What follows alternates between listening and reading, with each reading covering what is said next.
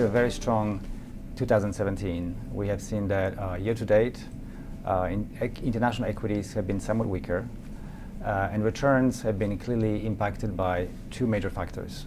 One is related to currency headwinds. We have seen a very strong US dollar. And secondly, by escalation in the global trade tensions. Fundamentals seems to be still very solid, both for the consumer and the corporate sector.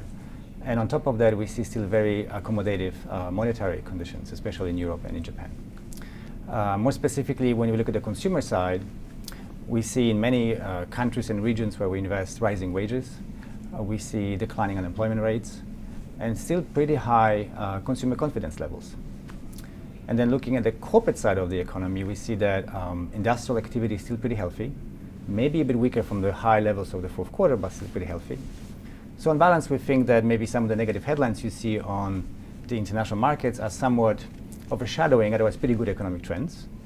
And we still believe that even in weaker or down markets, one should be able to deliver good performance by focusing on good stock selection.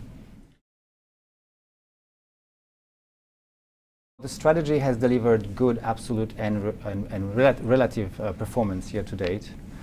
It is important to remember that one of the hallmarks of our strategy is diversification across the full spectrum of growth. And the goal of that diversification is to build a portfolio that is resilient in various economic environments or regimes. And historically, that approach was very positive for the strategy and also year to date. So when you look at the performance of the strategy year to date, we have seen that some of our good stock picking in two of our growth buckets, the secular one and the structured one, more than offset some of the weakness we have seen in our emerging growth names. And that's the outcome we would expect in maybe more volatile markets like recently. So our names in the secular growth bucket are those high return compounders that typically do well in more riskier and volatile markets. And if you look at our holdings in the structural growth bucket, these companies have really very idiosyncratic or company-specific drivers. And we believe that if our investment thesis is correct for them, they should do well almost regardless of the market environment. We look at a number of macro risks going forward. One area that we are really concerned is inflation. And we see a lot of inflationary pressures building, especially here in the US due to tariffs, tightening labor markets, and so on and so forth. And we are concerned what it would mean in the future for the cost of dollar funding. As you probably know, many international companies and also governments have substantial dollar-denominated debts. And higher cost of funding would be a negative. Trade tensions are very difficult to predict and how tariffs will develop.